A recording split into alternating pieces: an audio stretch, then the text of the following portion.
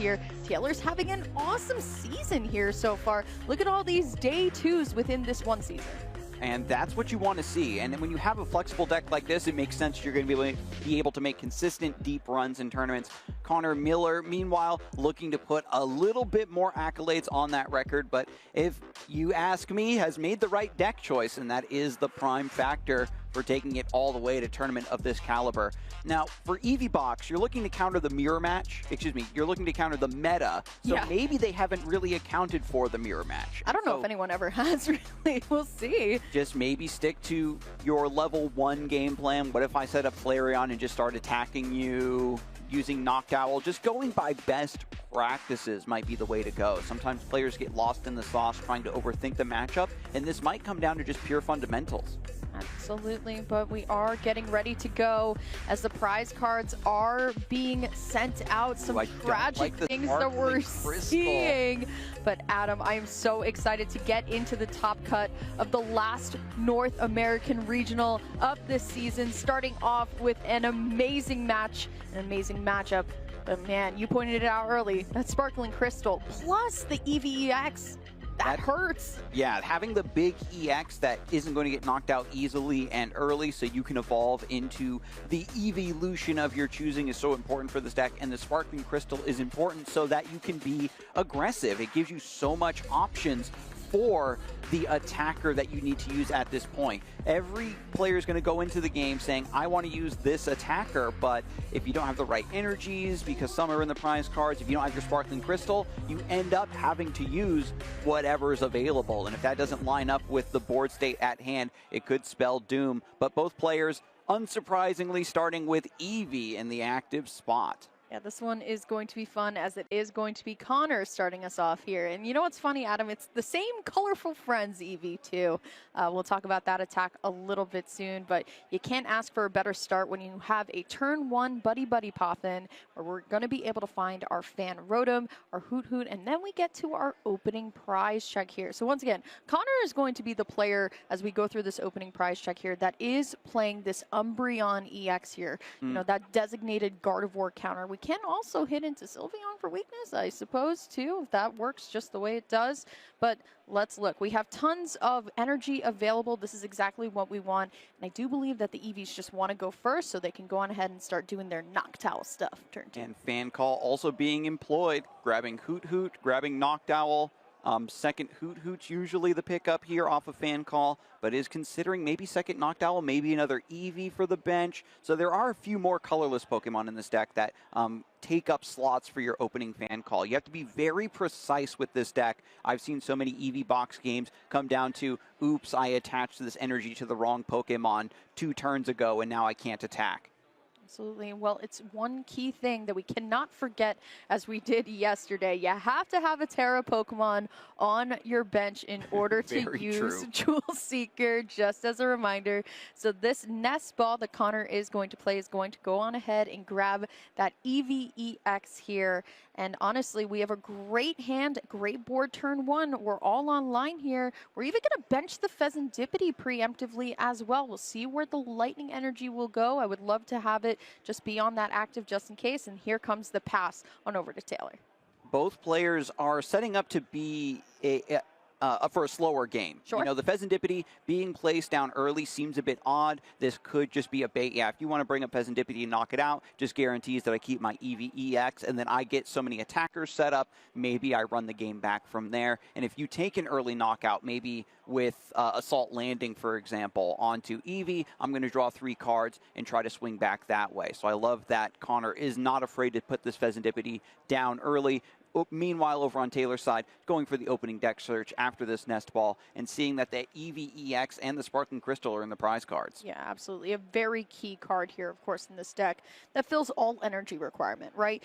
Standardly, between all types of Eevee boxes, no matter which way that you like to run, 9 energy seems to be kind of the bare minimum that we can play, right? Because the moment you start prizing energy, that Carnelian's going to get hard to do multiple times over and over. But Taylor writing down in her prizes that she does not have access to Sparkling Crystal. But it's super important that you go on ahead, you take note of what you have available. And if it's anything, Adam, it comes down to, I believe in this deck, the most resource management. And if you have picked up this deck early, if you've been playing it for a while, then you've put in the reps. And I know that to take it all the way here in the Portland Regional Championships, we're going to see the sequencing be on point. Nestball picks up Fan Rotom, and Fan Call is searching through the deck for the classic Toot Hoot Hoots and an Eevee also being picked up. There's one Noctowl in the prizes as well, but both players are on 4-4 counts.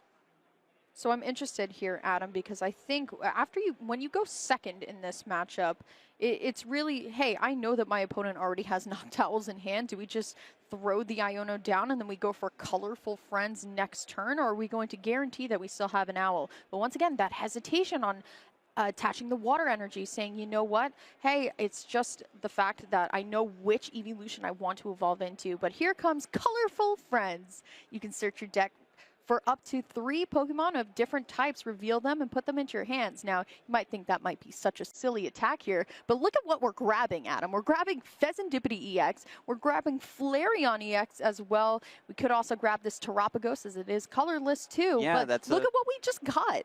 Ooh, and the Noctowl. I love this. You can use the Fan Call to grab Hoot Hoots and Eevee, but then Colorful Friends lets you still get that Noctowl. Beautifully done. And don't forget that Taylor does need to get a Terra Pokemon. Next turn, we'll evolve into Flareon EX to fulfill that requirement and then start going for Jewel Seeker. Speaking of Jewel Seeker here, Connor with the draw for turn is going to be able to start using his Noctowl here with Jewel Seeker. We'll see what exactly the line is going to be. Once again, the key differences in Connor's list, now both lists are playing Briar here, so it's always really important to kind of note that out. But Connor is playing a Professor Turo scenario, a Kieran as well, and a lot of Crispins, right? This deck requires its energy acceleration as quickly as possible here. So I'm interested to see what he's going to pick up. You want to guarantee the Eevee you want, you can absolutely grab this Terra Orb, as all of the Eevees that he plays in this deck are actually Terra Pokemon as well. Yeah, it's a perfect way to just thin one more card out of the deck, put that extra in-between step. Crispin also being looked at to power up an evolution. Area 0 Underdepths also being looked at. And you've talked about it many times, Emily. The thing about these Toolbox style deck, these Terra Box style decks, is there's so many options available at so many different times. And Connor opts for Iono. I love this idea. Saw that the Noctowl was grabbed, is not only going to try to go aggressive this turn, but couple it with some disruption, so maybe Taylor Whalen cannot respond properly to this attack. Yeah, I'm thinking we probably evolve the active into Flareon EX, go for this Burning Charge Iono combo here that would be deadly. This is kind of why I was asking if Taylor was going to play the Iono for next turn, but instead it's going to be the Crispin here on Connor's side, because once again, Burning Charge, for those of you who missed last rotation, is kind of the Trinity Charge of this format, where we're going to be able to cycle these energies onto our Pokemon here. So I see how it's going to go down, but I think we could absolutely attach the water energy and have turn 2 Carnelian ready to go, but I think the Burning Charge and getting our attackers ready to go is even a better option, especially when we could also Cruel Arrow, technically, if you want to get a little spicy like that. There is, when you have attacks like this that have the ability to widely attach energy kind of wherever you like, it opens up so many possibilities for strange plays and niche plays, and it's something that one of our competitors and casters, Pablo Meza, talks about so much, is your ability to flex into incredibly obscure lines in high-pressure situations in order to achieve victory. But after the Burning Charge resolves, all the energy is going on to Eevee EX to get the next attacker up and running. It looks like Connor Miller's opting for a straightforward Flareon EX approach. Yeah, absolutely, and it's a great card here. But looking on over into Taylor's hand, we do have an Eevee on the bench that we can evolve into Flareon, so we can use that Jewel Seeker here. But we know exactly what we have in hand, right? Just from that Colorful Friends, we got that Pheasantipity as well, anticipating that Connor was going to take the first prize here. And honestly, if we're able to find something like a Carnelian this turn, it would definitely be in our favor, but you can't do that with Sparkling Crystal's prize. Looking a little bit more difficult here. So we'll see what the Flip the Script brings us. I believe it was Mew, EX, Briar, and Area 0 Underdepths, but we got to go a little bit further, and this is a really hard Pokemon to take out this turn. The deck is already difficult to play, and now when you're behind, you have to account for so many other possibilities as you navigate your turn. Area 0 Under Depths enters play, and finally Eevee evolves into Flareon EX. That's a Terra Pokemon in play for Jewel Seeker, and with the expanded bench, Taylor also decides to bench Lily's Clefairy EX and Mew EX.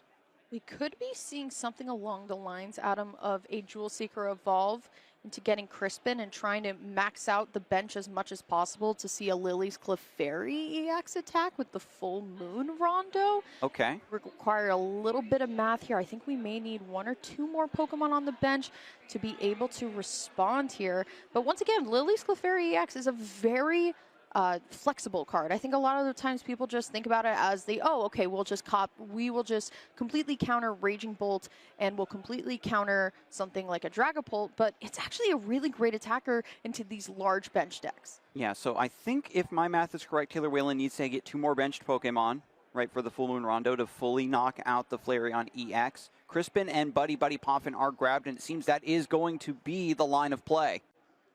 See what's going to happen here. We got a guarantee here, so we will be another Noctowl. Yeah, it doesn't surprise me here, right? I mean, you get the golden. I call Mew EX plus Pheasant Dipty EX what I like to call the golden combo, right? Like if you're Iono to 1, you're going to be able to draw a lot of cards to get yourself back into it. But it looks like it is going to be thinking about the nest ball here, maybe something like a Latios wouldn't be the worst thing in the world. We do also have that Buddy Poffin in hand that if we want to start to grab more Hoots, because managing resources, including managing your Jewel Seekers, is very key here, Adam. And after the nest ball, after searching all of these cards, Taylor is getting the pieces in place. Latios EX is a pickup here. I'd like to see 1 more Hoot especially, but Terapagos EX seems to be the proper pickup instead.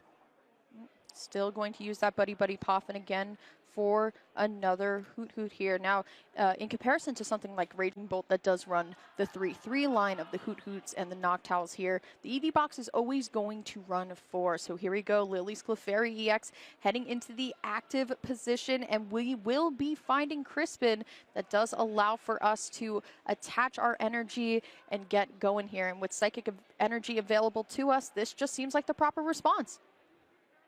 Yeah, so this is enough to knock out Flareon EX.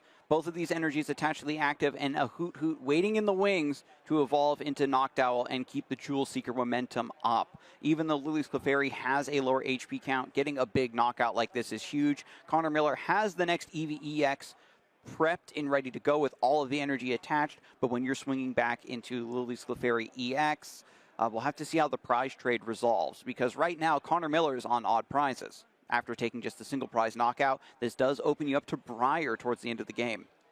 Well, it's not going to be too hard for Connor to get a return knockout here, just because of the fact that Lily's Clefairy EX only has a measly 190 hit points here. We are going to be using that Area 0 Under Depths to bench our own Lily's Clefairy here, so I wouldn't even mind, Adam, finding a little bit of, just back and forth action with just going for Crispin and Full Moon Rondo. That seems okay. And Super Rod's also going to put Eevee and Flareon back in the deck alongside another Fire Energy. And I think this is the full, just letting everybody know, Connor Miller just relying on Flareon. Just go for the aggressive attacks, the consistent attacks. Try to force some sort of 2-2-2 prize race as best as you can. Maybe try to use Briar to get that comeback win if it comes down to it. Taylor is the one that's been using a much wider variety of attackers and benched Pokemon. So we'll see which one of these players whiffs on their response first. The evolution of Eevee EX into Flareon EX, as we all predicted, means that Connor Miller's attack is ready to go. Carnelian can knock out Lily's Clefairy very easily. And honestly, I really like us attacking with the Flareon EX too, because we know we're not benching all the way through if we are Connor here. But Connor going to draw into the Latios here. Always love a good support Pokemon and the Psychic Energy. We'll see what Taylor's hand gives her here, but we're definitely going to be seeing a knockout right now. I want to see the response. Yeah, once you get the Iono down, You love disrupting your opponent's hand, but you know they're going to draw 3 off of Serendipity EX. This isn't as guaranteed, but this is Connor just trying to prevent a Noctowl as much as possible. There's not any energy in play, so the chance of Taylor being able to respond appropriately does go down significantly. We want to see another Crispin, maybe Night Stretcher, something to bring Clefairy back. I believe there should be one more Psychic Energy still left to use Full Moon Rondo. And the starting hand now after the Iono is looking pretty decent. We still get 3 more off of Flip the Script, and that could change this right around. Absolutely. We need a way to accelerate energy, Adam. That is the name of the game here.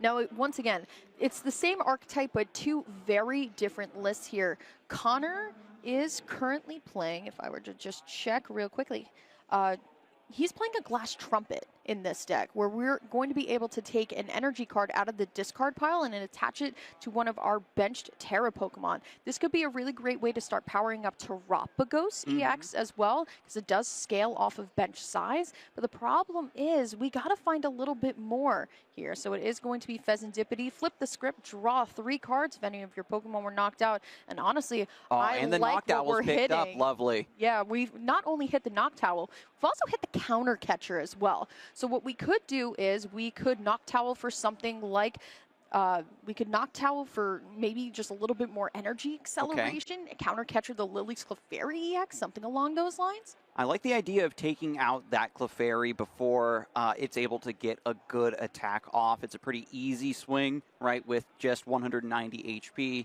And Mew EX being promoted in the active right now is a free retreat. So we still have a lot of utility about what needs to be used here. But Jewel Seeker online, looking through the deck now, picking up Crispin, the energy acceleration that is needed. And what would the other card be?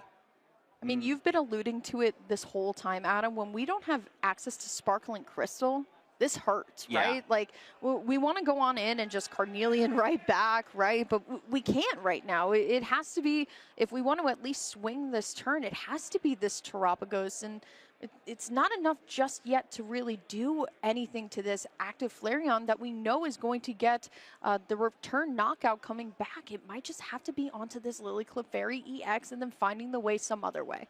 Yeah, Terapagos EX.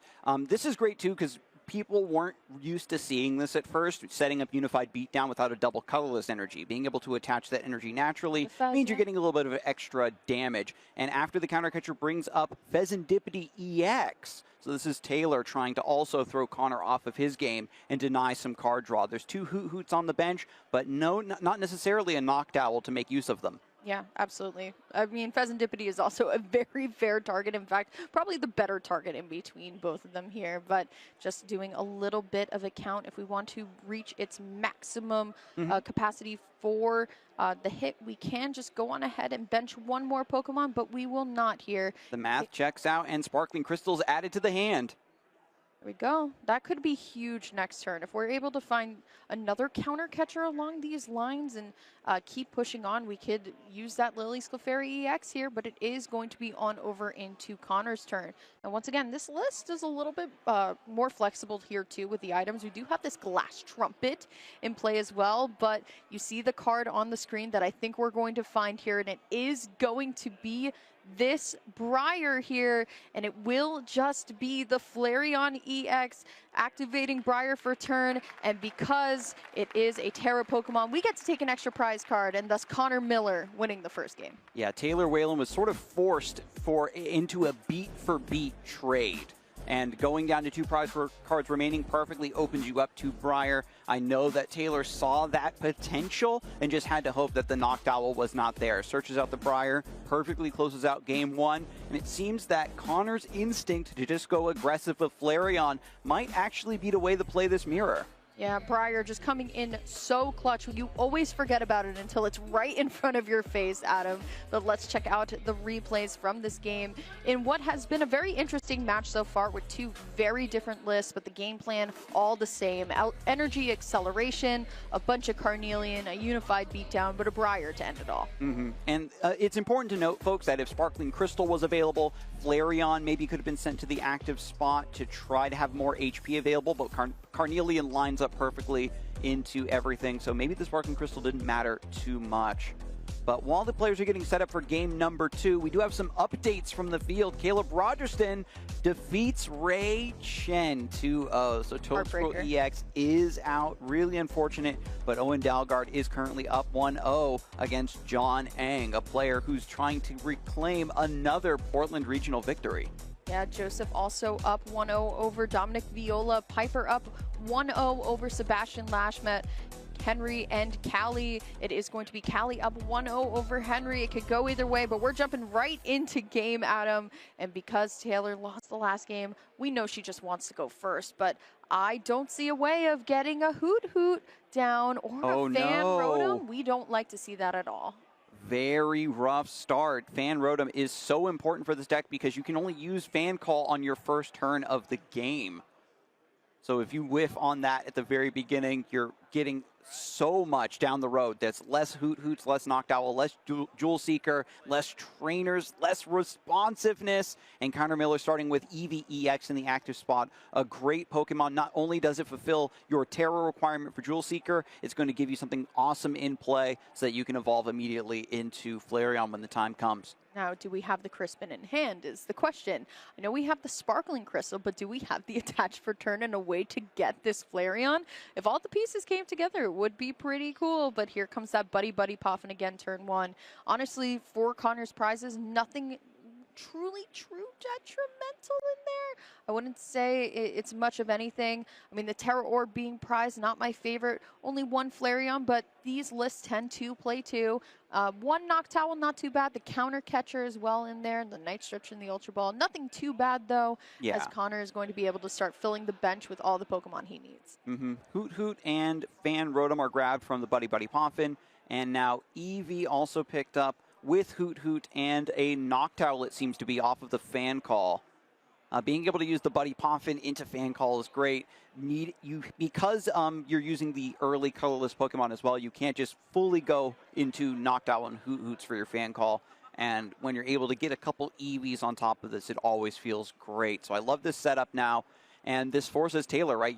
Okay, well, on your next turn, are you going to play Iono or are you going to try to disrupt me? You're already so far behind, so Taylor is incentivized to play the Iono because that hand was so dead. Hopefully the top deck comes through. See what's going to happen here. Lining up the Latias, but we're kind of thinking worst case scenario potentially with the Pheasantipity as well here.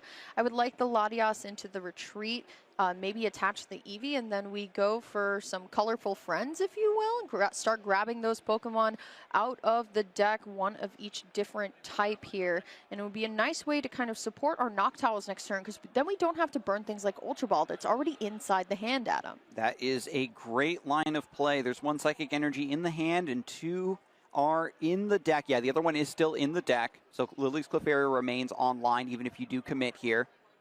And Colorful Friends to find those pieces is really, I gotta say, forcing Connor to extend very heavily into an Iono to shuffle all those important cards and pieces back into the deck. So I don't know if it is going to be Colorful Friends. You like to see as many cards as possible. So if you go for it, I wouldn't blame you, but the Iono is just going to punish regardless. Can't assume, though. So it is going to be the attach, but it is going to be just the pass here. Do see a couple of cards, but there he is, Cyrano waiting in the wings here, but we don't have a Hoot Hoot down. We can't Noctowl. We have the Terapagos, but we're missing the other piece here. I mean, it is going to just be the Cyrano to thin the deck. Maybe grab that Eevee EX as we take a look on into Taylor's prizes as well here. It is going to be just the one line, one Hoot Hoot, one Noctowl, a Lightning, and a Psychic, one Buddy Poffin, and a Boss's Orders. Nothing too detrimental, but as I've learned, we definitely do not want to be prizing too many of our energy. We're already only playing 9 as is. Yeah, not only is that going to shrink the amount of attackers that you can use when the right time appears for them, but sometimes you just need some fodder energy to fulfill the colorless energy costs of a few different attacks. So after Cyrano grabs 3 EX Pokemon and the deck is shuffled up, Taylor Whalen still finds herself without any Hoot Hoots in play. So this Terapagos is going to have to do some heavy lifting. Is there enough possibilities for filling up the bench? Maybe Unified Beatdown can take down the Rainbow DNA Eevee EX. I don't even know if we're going to get there, Adam. I'll be honest with you. I'm honestly looking at Connor's hand over on the right side where I potentially see even something like an Angel Light next turn if we just thwart the setup completely here.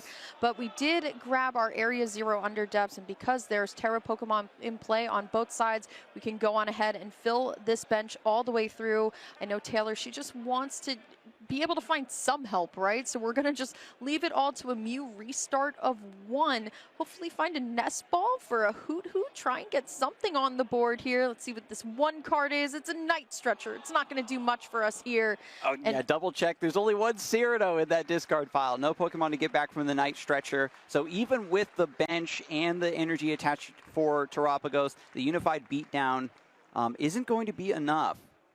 I believe that's going to be a 150. Oof. Not going to be enough. We could put some damage on the board, but then we're kind of throwing our Terapagos to the wind here for a potential knockout here. I mean, the Psychic Attach shows us that it might be okay for now, but we still do have access to Noctowl here. So we are going to promote our Lily's Clefairy EX and pass it on over to Connor. There's no good Pokemon to promote there. You need the Latias to remain flexible with your attackers when the time comes. You need to keep Mew because you still need the potential of restart to see a couple cards. You can't sacrifice the Eevee because you're going to need Flareon. So Lily's Clefairy ends up being the weakest link and comes into the active spot. Connor Miller, meanwhile, was potentially, right, with that Psychic Energy attachment, setting up for a Sylveon idea, but now after seeing Taylor's response, might pivot directly back into Flareon EX and just start knocking on the door. Here's the thing, we also do have Terapagos EX in hand as well, so if we are able to fill up the bench a little bit more, we could Unified Beatdown potentially for this knockout here. We are grabbing a Crispin here. I'm interested to see what the second card is going to be. It is just going to be this Ultra Ball as well. And here's the thing about any type of deck that uses Jewel Seeker, the turn never feels over, Adam. You're always going back and forth within the turn here, as it is going to be the Area 0 under depths and the Psychic Energy hitting the discard. I do believe Glass Trumpet is in hand, so we could go on ahead and use something like the Glass Trumpet when we get that Terapagos down and power it up kind of secretly too, but it is just going to be this Crispin. We might just be going straight for a Carnelian, Adam. Yeah, this is just a solid turn using the Sparkling Crystal and Crispin to get 2 energies down, take out the Lily's Clefairy, jump ahead in the prize cards. You've got the Eevee waiting in the wings. This isn't the best thing in the world, right, with the Psychic Energy kind of just hanging out there, especially with Sparkling Crystal being attached to the Flareon. You can't then try to pivot this into a quick Sylveon. But with Terapagos also finding some space on the bench right before the attack is announced, the Glass Trumpet keeping this aggressive momentum forward seems to be Connor Miller's idea. Now it's back over to Taylor. Mew EX is promoted into the active spot and has access to flip the script to draw 3 more. Van Rotom coming up very late to the party. Night Stretcher can get Lily's Clefairy back when the time comes, but Taylor's just focusing on filling up the bench as much as possible to fuel Unified Beatdown. Yeah, and here's the thing, right? We can restart for 1 here, but we got to find a little bit more, right? We can scale all the way up to 240, I believe, but we got to find something like a counter catcher either onto Terapagos or for Latias here as we flip the script. Well, we're starting to get our resources, Adam. They're just a little too late, right? We're going to be able to at least bench a Hoot Hoot. We have the Noctowl in hand for next turn, and we do have Crispin. We could attack with the Lily's Clefairy if we wanted to, but it's a matter of, once again, it comes down to the resources. You have the attackers, but you also have to find the right targets. You need to leave something into the active spot, and if that is Lily's Clefairy EX with only 190 HP, you know that that Pokemon is going to go down, and you need Terapagos to also be able to take over for that shift once Lily's Clefairy clocks out. Well, it is going to be the Crispin onto the Lily's Clefairy, and with both benches full and through 1 more card, I think we will be able to actually hit the numbers that we need to here. And you could see that Taylor was counting up the math as well. Math is hard, folks. So don't feel too bad about having to count, because these players at the top of this tournament are counting along with you. And I remember when Ross, one of our casters from the EU side, had his incredibly strange way that he calculates rondo math. But yeah, it's 260, 280 right now. So it does line up against the Flareon EX. And honestly, we're going to be taking a lot of energy off the board here. We're essentially invalidating Sparkling Crystal as well. But Adam, as I'm saying that, I'm really wondering if the Eevee mirror is really just kind of this 2-2-2 prize trade, right? Like we talked about, Lily's Clefairy is, you know, pretty light on the hit points. We could easily see a Noctowl next turn for something like a Crispin, finding a way to fill the bench with Pheasantipity. So if we find Jewel Seeker, we could find Crispin Nest Ball, and then we can respond right away here. Now, granted, I do think Taylor has the upper hand here with having another attacker on board, but it will be that full moon rondo here, getting Taylor just down to 2 prize cards. Boss's orders in hand. That's huge. Yeah, the Flareon goes down, losing Sparking Crystal, but with Glass Trumpet, their response does seem to be available. Glass Trumpet does attach energy from the discard pile directly to your colorless Pokemon. There we go. And so now Terapagos will be able to find its target to respond to Lily's Clefairy. But now we're seeing the inverse of what happened in the first game. Connor Miller's the one that's going down to 2 prize cards remaining potentially. This one's going to be interesting because we have the Iono in hand. We could just pitch we had, I thought we had Iono in hand, but it is just going to be the Ultra Ball here. And it has to be the Pheasantipity, right? We have to see a little bit more cards, but it is going to be this Noctowl to grab the Nest Ball, probably grab a little bit of hand disruption here too. We have to find an upper edge here. Yeah, the Hoot Hoot was finally set up. Taylor had gotten off to an incredibly slow start, but now that you've built up some momentum for yourself, having the Hoot Hoot and the threat of Noctowl and Jewel Seeker to find the perfect cards you need to respond to your opponent means that if Connor Miller wants to stay in this game, Iono has to come through and maybe disrupt a little bit of that. So after Ultra Ball picks up Noctowl, Jewel Seeker activates. Remember, Terapagos is still in play, so that does allow Jewel Seeker to resolve. And is going to look through the deck now. Nest Ball for Pheasantipity, and I wonder if you pick up the Iono now, or maybe try to draw off the Pheasantipity, but the world is your oyster. Connor Miller has tons of options, which is always par for the course for these Noctowl engine decks. This is such a scary turn because we're eyeing up Crispin, and we know all the Taylor needs to do is bench another Pokemon, and then we'll be able to hit enough on our own Terapagos EX to knock out our opposing Terapagos EX. And I think that's the struggle here, right? We can guarantee the energy to get it going here, but it is going to be the hand disruption. And instead of Iono, it will be Judge here. I really like this play just a little bit more, just because we want to go on ahead and use all of our options available to us. But instead of the Pheasantipity, we are going to be grabbing the Mew EX here. So we're going to restart for 2 cards. Then hopefully we find an energy off of Judge. I wonder if this is just slightly more efficient mathematically. You're drawing 2 cards here and you're going to Judge anyway, shuffling the deck. Maybe you pick up a way to pick up the Pheasantipity. Or if Connor has to choose between putting Mew EX and Pheasantipity, 2 very weak 2 prize Pokemon into play, maybe Mew is just the more attractive option because of genome hacking. If you're going to be leaning into Terapagos and then you need another attacker of some variety to close out the game, you might as well grab Mew EX at this stage. Well, it is going to be the restart into 2 more supporters, the last thing that Connor wanted to see. So it is just going to be the Judge. Both players are going to shuffle their hands into the decks and draw 4 cards each. So there goes that Boss's Orders that Taylor had. We'll see what exactly this is going to give her, but she has a full Hoot Hoot locked, loaded, ready to go. And it is important to note the Glass Trumpet attached to the Eevee, did attach to the Terapagos. Sylveon EX is picked up off of the Judge. Now, even though Sparkling Crystal is down, you can still get that final manual attachment, but is going to go for the Terapagos instead. The Sylveon is more for when you're very far ahead or you're trying to bully your opponent while they're setting up. Now that they've come to blows, the Terapagos has to be the one that's promoted to the active spot to use Unified Beatdown and respond to the Clefairy. This is so scary here. We absolutely find what we need, Adam, but it's at the cost of leaving this Terapagos EX up and ready to go. And honestly, all Taylor needs to do is just fill the bench a little bit more to do so. There is the Ultra Ball here. We could get all the way down to what we need. There is also a counter catcher in play here. We do have 4 prizes. We could potentially take out the Mew EX easily, but it's a matter of where do we go after this knockout here? I really would love to see something along the lines of using the Iono back, sending Connor to 2 prize cards. I mean, there's a Hoot available, but we got to stop all this draw if possible, and that Mew is looking like a pretty good target, don't you think? Yeah, Connor Miller has kind of set up the board as best he can, and taking out the Mew makes so much sense. You know that this is the final attacker that Connor can lean into if Terapagos goes down, and once the bench starts to get more limited, the chances of fueling that next unified beatdown to hit the proper attack points is very low. It's hard to say too, because if you take out the Mew, the Terapagos EX is also perfectly loaded and ready to go as well.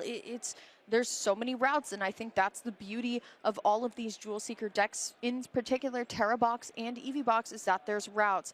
We're going to use the Ultra Ball to throw away the counter catcher because Terapagos and a Terra Pokemon are in play. We can go on ahead and grab 2 more trainer cards here. So we'll see what we're going to grab. Definitely that Buddy Buddy Poffin. It's a pretty easy pull when you want to get more owls lined up, potentially for your next turn here, but we got to see what's going to happen. We can definitely hit this Terapagos EX, but I mean, what comes after? And that is the big question. Yeah, Super Rod is being eyed, maybe to get a bunch of energy down. This late into the game, you need to start recovering energy. You need to start recovering Pokemon.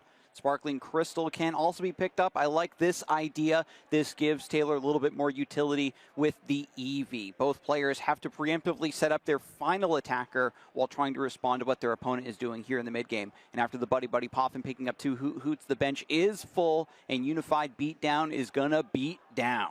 Absolutely. It's just so scary here because it's going to come down to an Iono. And I think you said this yesterday. Does the Iono prophecy kind of prove true when your Iono just gives your opponent what they need? It's honestly, Connor can hit this this 240 or 230, excuse me, pretty easily if we're able to find the right pieces of the puzzle here. But here we go. There's going to be that Iono.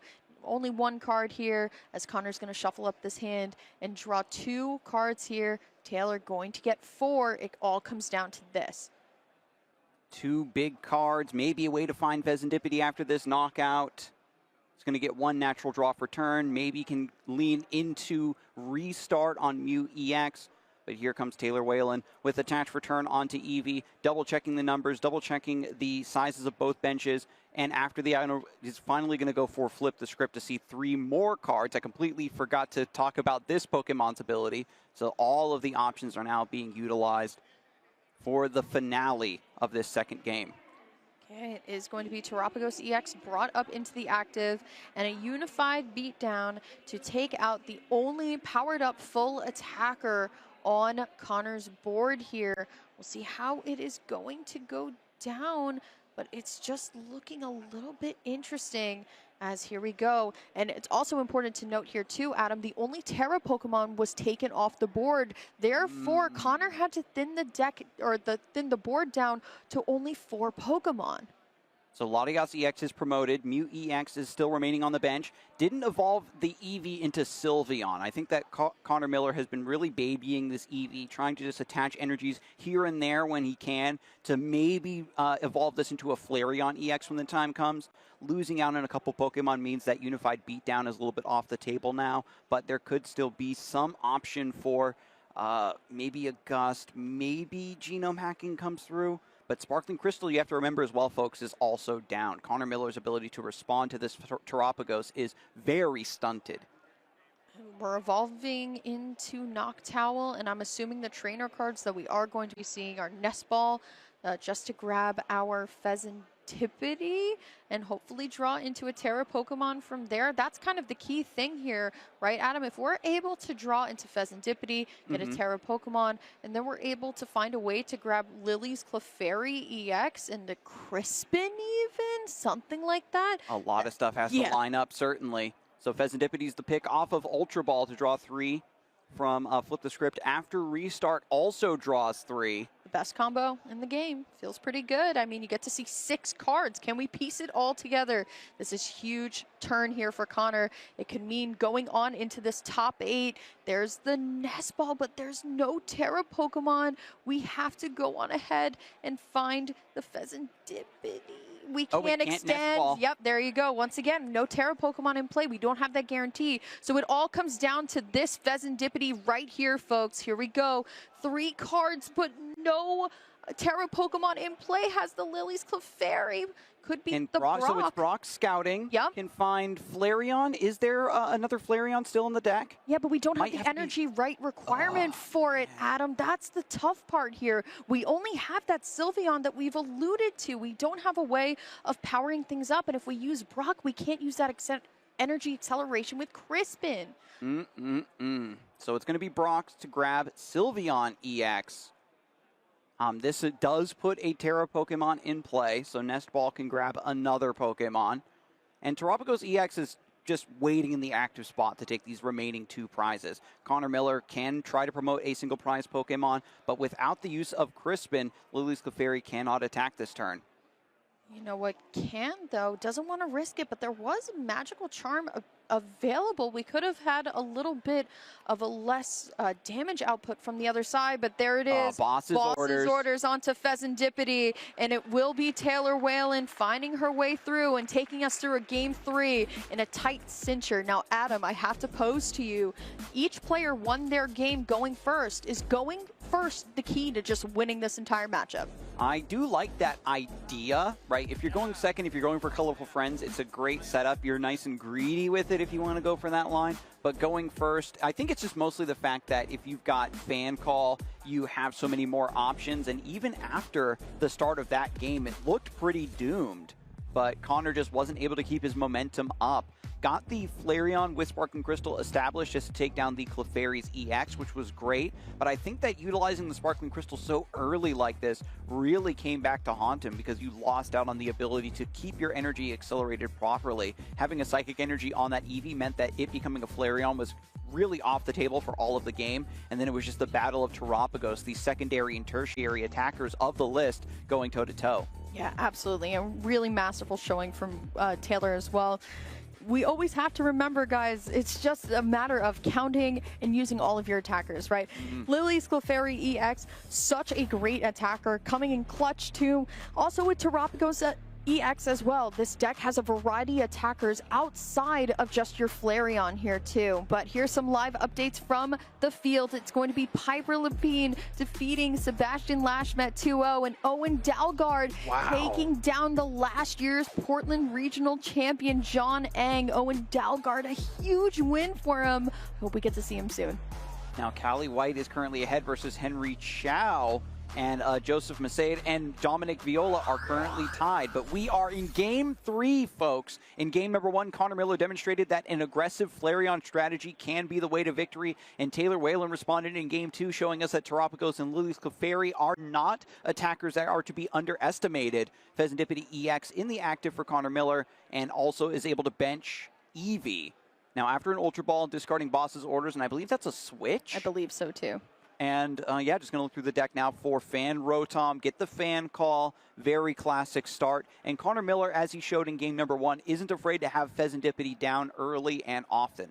Honestly, I'm looking at the prizes right now, Adam, and I'm seeing a couple key tech cards that we have within this list, right? The one-of copy of Glass Trumpet, right, that we can use to accelerate, but the one-of copy of Terra Orb as well. A lot of players gravitate towards this card within their Eevee decks just because you don't have to, you know, use an entire Ultra Ball to get what you need here. So it's very important to note out. Sylveon being in the prizes, not too crazy when you do play another one. A couple of Nest Balls too, and we've seen, though, how crucial Nest Ball is in a matchup like this, where we want to scale the bench as much as possible here. So honestly, not going to be too easy for Connor. We'll see how it goes. Yeah, Connor Miller's also going to take a note from what happened at the end of game number 2 to try to keep multiple Terra Pokemon in play at any given time to make sure that his bench remains as large as possible, so that Clefairy and Terapagos remain options throughout the game. After Fan Call is utilized, a second Eevee, a Hoot Hoot, and a Noctowl being added to the hand.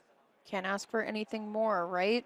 We'll see what Taylor has to show for us as well. I'm not liking the hand too much, Adam. I mean, we have a Sparkling Crystal, a Mew EX, and attach for turn. It might just be throwing down the Iono, and it wouldn't be the worst thing, right? Just because we don't have too much to work with right now. And we know that our opponent just has Noctowl in hand. So why not just send it all to the bottom and try and find our nest ball so we can find our Fan Rotom ourselves? Doesn't even bench the Mew. Just wants to go straight up. Okay, I'm going to get 6 cards. I don't even want to play this Pokemon to the board right now. We've seen before where Taylor is willing to have the Mew EX in play to have the threat of genome hacking, and Taylor likes to save the Mew EX for later on in the game and get 1 or 2 cards off of restart when the time comes. We do pull an Ultra Ball here off of the Iono, so it could just be the play of finding the Fan Rotom and going from there. But the thing is, we have Flareon in hand. We do also have a Night Stretcher as well. We could be pretty flexible with what we discard here. That key Briar supporter as well that we need to keep watching out for as well. Yeah, the discards here are brutal. Getting rid of Latias EX really makes it so you can't get your proper attackers into position, but there's so many hard decisions to make. You want the Psychic Energy for Lilies. Maybe you don't need Briar. You didn't need it in the other game, but this is a tough choice for anybody to make. Absolutely. We go, though, Ultra Ball discarding away this Latias EX and the Night Stretcher here for what we can only assume is going to be Fan Rotom. But during this opening prize search, let's take a look at Taylor's prizes here, too. Got them coming up on your screen here. I love how both players have a Sylveon prize. It's just even across both sides. Couple key supporters here, a Crispin and a Boss here. You play 3 Crispin in the deck and you play 2 Boss's orders, so we only have a little bit of Gust to work with.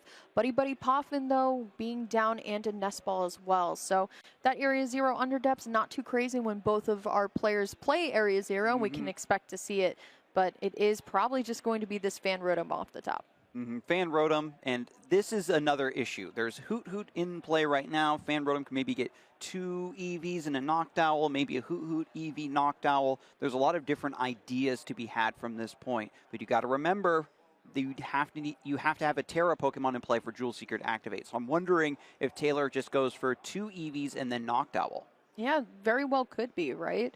It goes to show, once again, this deck is flexible on what you grab, but I think it is just going to be the Noctowl line here.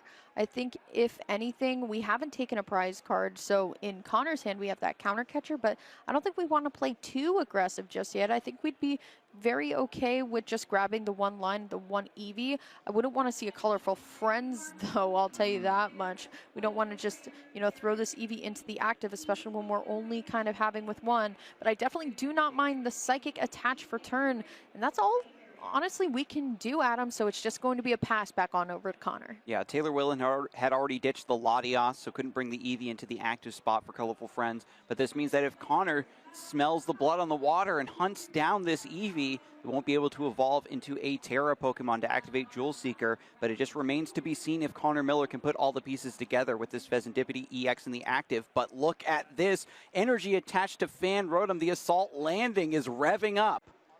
Yeah, very well could find something along the lines of an aggressive play. I don't see why not. Wouldn't be the worst, right? We're taking a Hoot Hoot out of play too. We know that we're sending the Flareon and the Noctowl down. Now Taylor gets a couple more cards here, but we've taken the main key pieces away just for now here. We'll see what Connor does pull here.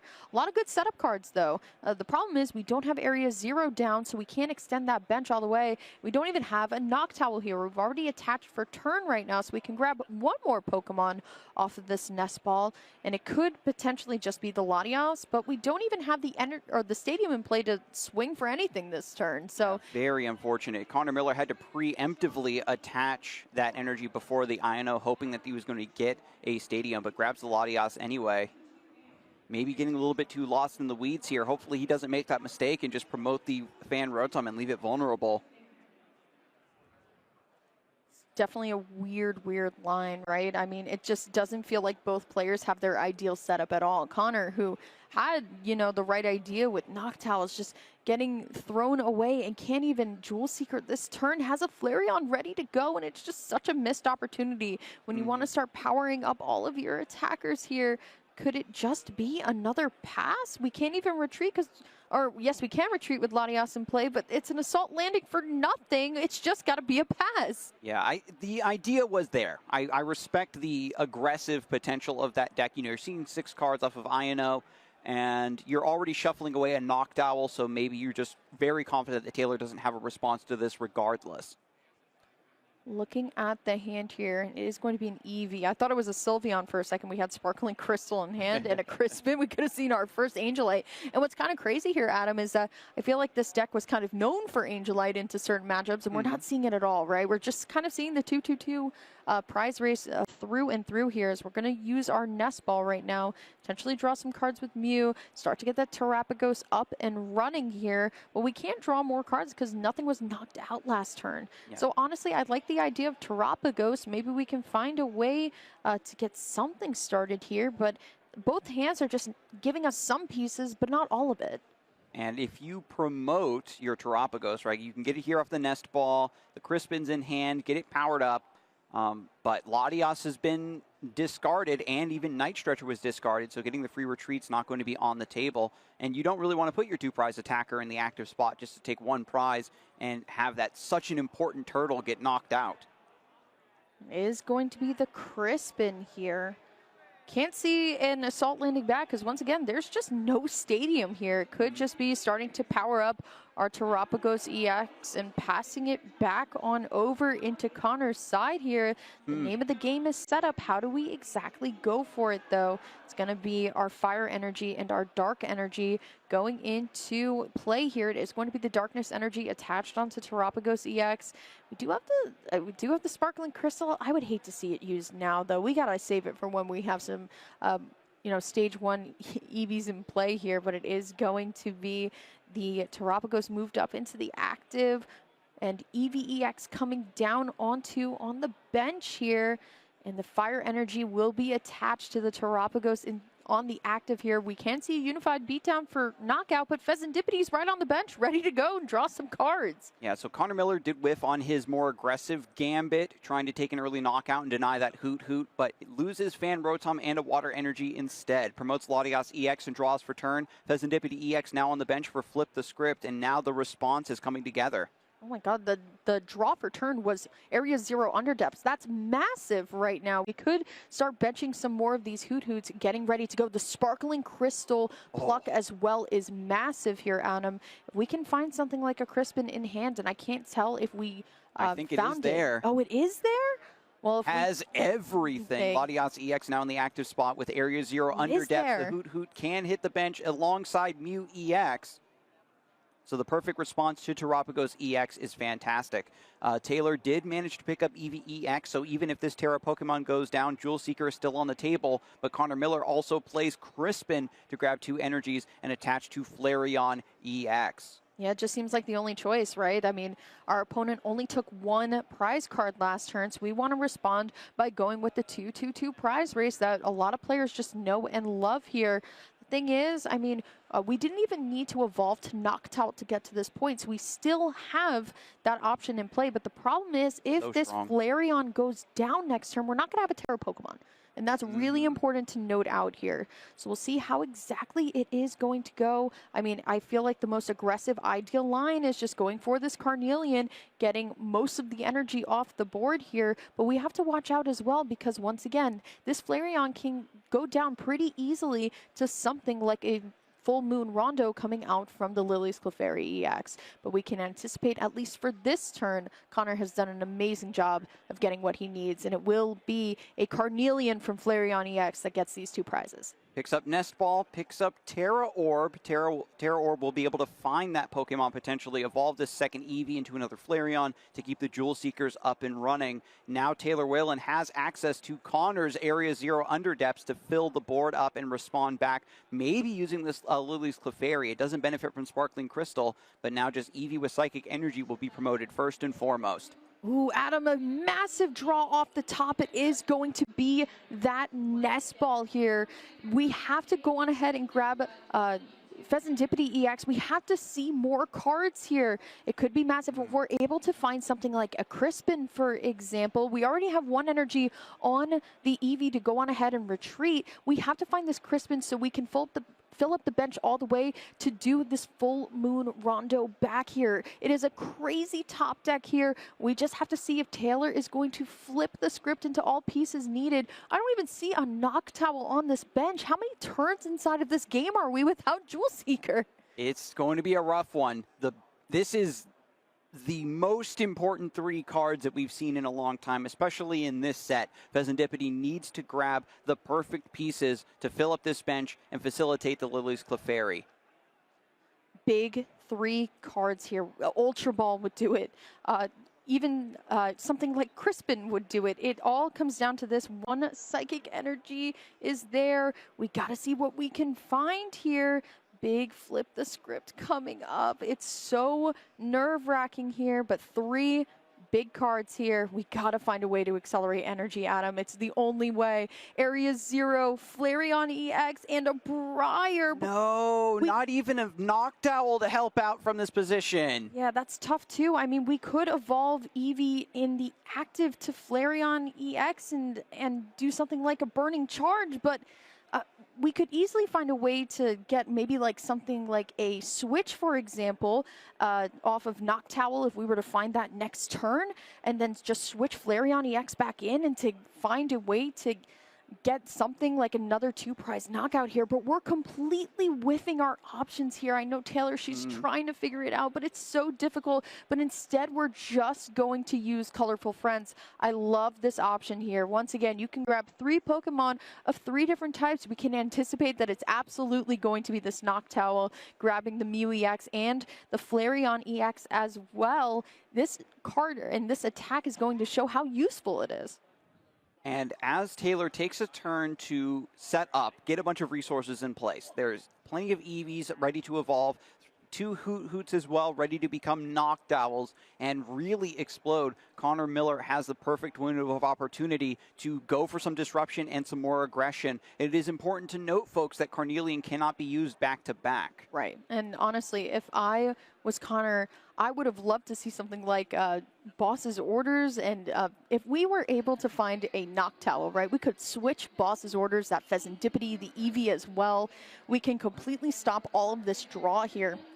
But instead, what I think the play could be, we could start to get some of our other attackers kind of powered up with Burning. Oh, wait, no. We can't use Carnelian next turn, right? We can't attack at all. We can't attack at all. It's even worse than I thought. Oh, man, that's kind of tough here, too, because I would say we could pivot to something like a Burning Charge here. I mean, there's a stadium in play. If we have an energy, we could do something like an Assault Landing and just take a single prize, but I would hate that personally. Here it is, though. It is going to be the Lily's Clefairy EX hitting the bench, and same thing with the use of this Terra Orb to find a Terra Pokemon of our choosing here. We can either take that Eevee EX or the Flareon, but I think the Flareon is a great choice here as it is our pivotal attacker. Now, it is important, right, that Latias only gives free retreat with its Skyliner to basic Pokemon. Correct. Flareon would have to pay the full cost if you're trying to do some sort of reset retreat thing. Connor Miller hasn't shown a Noctowl yet. Just double checking the deck. There is 1 Kieran and 1... Wait, no, excuse me. I'm looking at the wrong list here.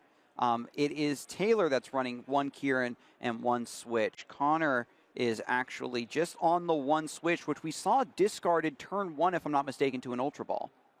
Well, it's looking a Was that this game? Was that last game? It's all starting to run together. But it's Flareon EX evolving and receiving a lightning energy. The thing here, too, is, I mean, you see that Professor Turo's in hand, but the Sparkling Crystal's attached there, and if we were to Professor Turo this Flareon to try and attack this turn, that Sparkling Crystal would go down. So it is going to be a turn without an attack for Connor. Just the Terror Orb here, too. We don't have the assist to flip the script to keep drawing cards. Now, granted, we do have the Noctowl ready to go. We need a response onto this Flareon right here. Taylor needs to get on the board. Now, granted, we saw it a little bit last game, right? Or game 1, the Briar is available. We could go for something along the lines of another Briar play. If Taylor was able to take 2 prizes this turn, Connor were to respond with 2 prizes next turn, we're perfectly lined for a Briar. But the problem is we got to get there, and that's looking a little difficult, Adam. And now Taylor is going to set up for that potential, you know, for the late game by using Jewel Seeker. Looking at Crispin right now, Eevee with the Psychic Energy in the active spot is always a little rough. It pays for retreat cost, let's use Colorful Friends, but in terms of actually using it as a Flareon, that energy attachment is not going to help you. So it is going to be the first Jewel Seeker, I believe, of the game, which is kind of crazy, right? Both players just cannot find their owls here, but it is going to be the Jewel Seeker for Buddy Poffin, and our Crispin here. Crispin's such a great supporter. It's one of my favorites. It goes in so many decks, I believe, just minus Gardevoir and maybe minus, Golden Go without Dragapult, if you will. I think it's a great flexible card. We are going to be evolving the Eevee on the bench to Flareon EX as well. We do have Sparkling Crystal in hand too, so we could see a knockout here for Taylor as long as we attach that Sparkling Crystal to the Flareon. We do have Crispin in hand. It's just a matter of, do we have the energy requirement that goes with? Because once again, it comes down to our resource management this game. Yeah, Crispin and Sparkling Crystal. It's going to be a Carnelian to swing into Flareon EX in the active spot. Taylor Whalen has the Terapagos, has the Clefairy, but is going to try to weave in some of these dead cards, right? Some of these evolutions and attackers that haven't been utilized up to this point. And then you can save the Terapagos and the Lily's Clefairy because they're a little bit easier to set up out of thin air in order to handle. So Crispin grabs Lightning and Water Energy. Sparkling Crystal will fill in the role of a Fire Energy, and then you just retreat the energy off of your Eevee in the active spot, so Flareon EX can then take the KO. It's going to be a little bit interesting trying to line up this Briar play too, just because we don't have that much energy on board at all. I don't even think we saw a burning charge this game, Adam. So that energy is really kind of just stuck in the deck here. See what is going to happen, but we did see that Taylor was grabbing the Water and the Lightning, and with the attachment of the Sparkling Crystal Ace spec here, we can only assume it's going to be one route down. Still has that Briar in hand. That is definitely a line here, but I don't know if we're going to be able to get that energy acceleration to get that off next turn. Instead, we are just going to promote our own Flareon EX into the active. It might just have to be Carnelian here, and we'll figure it out as we go. Yeah, both players, you love to try to set up your plays as far ahead of time as you can, but you have to respond to the tempo that your opponent is setting. So it's going to be Carnelian taking down Flareon EX. Connor Miller's Sparkling Crystal also hits the discard pile, and now with the draw for turn, has access to Pheasantipity. Going to go with the Buddy Poffin to get two more basic Pokemon for the bench. And Connor Miller does smartly still have another Flareon EX on the bench in order to keep that extended bench with Area 0 under depths. Yeah, it's very key and crucial here, too, to just, try and thin the deck as much as possible. That's good sequencing for you all at home. Just, you want to get the most amount of profit out of your Pheasantipity draw. You don't want to draw into these Pokemon that you can easily search out with items like this, and adding another Hoot to the bench is never the worst thing, right? What we kind of need here is the energy acceleration onto this Lily's Clefairy EX. Right now I'm not seeing too much. I only see a Professor Turo scenario, a Mew EX, a Hoot, a Sylveon, and a Psychic Energy here, so we got to see what Pheasantipity gives us. Three big cards right here. The Fire There's the Noctowl. Come on. Boss's orders, Fire Energy, Night Stretcher. Is there a Noctowl in the discard pile? I got to remind myself, too. Let's take a look. I don't believe so. Trying to figure out here what we can do. There's just no Noctowls just out. I mean, it's just such a hard thing to kind of go for. I mean, you could Burning Charge. You can't even power up the Lily's Clefairy. You don't have the right supporter in hand. Now, this is maybe not the worst thing in the world. Now that I'm kind of reevaluating Taylor's board, the bench is completely full, so a Terapagos or a Lily's Clefairy can't enter play. It could be a similar situation that happened to Connor, where Taylor doesn't have a good attacker to pivot into, and the Carnelian can't be used, but instead Connor is just going to bring up Noctowl instead, try to strand this Pokemon in the active spot for now. Yeah, and one thing that we talked about in the beginning of the game, right, is how low on energy this deck can be at times. Taylor is playing a Professor Turo scenario, so if we were to draw into a Noctowl, we could go on ahead and grab it here, but I love the way that we're retreating the two prize Pokemon, Latias EX, out of the active here. It's going to be a Water Pokemon, or a Water Energy, excuse me, for the draw for turn here. We have Boss's orders. We can retreat, and now that Flareon's been sent down to the sent back to the bench here. We can Carnelian technically. We could Carnelian the Flareon. We could Carnelian the Pheasantipity as well. I mean, we've seen over and over that just taking the draw power away from the deck feels pretty good here too. The attached return onto the Noctowl here and getting the evolve onto the Flareon onto the bench here. It's all about what Taylor wants to do. It is going to be just the Flareon here. I couldn't agree more. Yeah, I was wondering if using the boss's orders rather than just leaving the Flareon in the active spot where that Carnelian ability says it cannot attack. But I guess he was worried that a Noctowl getting the double pivot and resetting it would happen regardless, trying to tax the energies from the list as much as possible. But now that Flareon comes back into the active spot, it can attack freely. Carnelian takes 2 more prizes. Taylor Whalen down to 1 prize card remaining here in game number 3, and it's over to Connor Miller. Draw, return, and Pheasantipity. Do we have a play? Well, we got to get a Terra Pokemon in play too, because we can't use Area 0 Underdepths without it, right? I know we have the Sylveon in hand, but that's not the Terra Pokemon that we want here. Going to be attaching to the Lily's Clefairy EX here.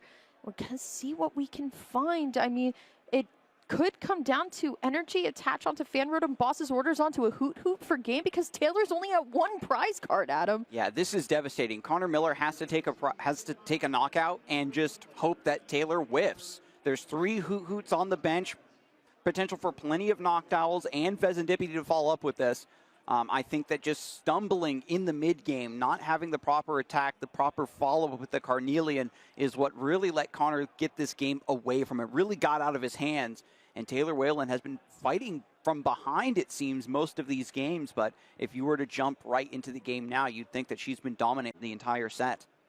Can't remember if we've seen the counter catcher here, but if this Flareon were to go down, the counter catcher onto a single prize would do it. We have a Noctowl, but we have to use this Ultra Ball to get the Terra Pokemon, but we don't have a Terra Pokemon in place. We can't use Area 0 Underdepths. And there's no Eevee, so you can't evolve to get a Terra Pokemon in play. It's all falling apart. It's not exactly how you want to go. There's no Eevee. There's no out, right? And I think Connor's now realizing that as well. This has been a couple unfortunate instances of Connor sort of painting himself into a corner, having this overfilled bench, not having the proper slots and proper numbers of Terra Pokemon in play. Taylor Whalen, meanwhile, has skillfully managed to have multiple Flareons and relying very heavily on Terapagos as an attacker and an enabler for these effects. So finally, Flip the Script comes through. Is there a way Professor Churro's scenario can maybe scoop something up to open a bench slot, and then that's just your supportive return, but it's already been used. It was a judge. Yep, you figured out the problem yourself here, and it is going to be this full moon rondo for the knockout here. Can Taylor get all the way here? It's 1 prize card, Adam. I see a Super Odd, I see a Lily's Clefairy EX, and I see a Fire Energy, right? I mean, a full moon rondo back would be awesome, but we don't have a Latias in play in order for us to free retreat something like a Fanrotom. And Taylor's final prize card is Crispin. So Fanrotom is being sent to the active spot. It's so close. It honestly can go either way here.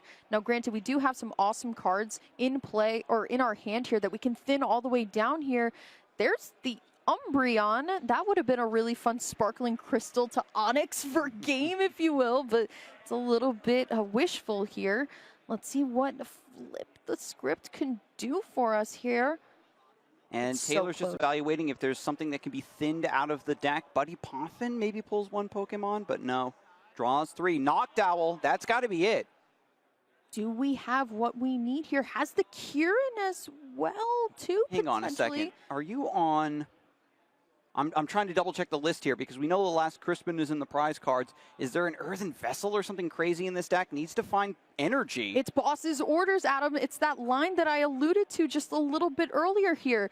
If we have energy in hand, which we do, we can use the boss's orders to boss up a Hoot Hoot, and it will be Taylor Whalen in a pinch going further inside of this top cut as she waves to the fans out there. What a beautiful line, Adam. A great showing. My goodness, it came down to that last card. Taylor, amazing. A very intricate mirror match indeed. I didn't know if being stripped from the Sylveon EX, that a lot of the utility would go by the wayside, but we saw how intricate it was to manage your attackers, manage your bench space, manage your energies, and still fight from behind. It didn't seem like any player was at an immediate advantage at any time, and Taylor was fighting her heart out and comes away the victor.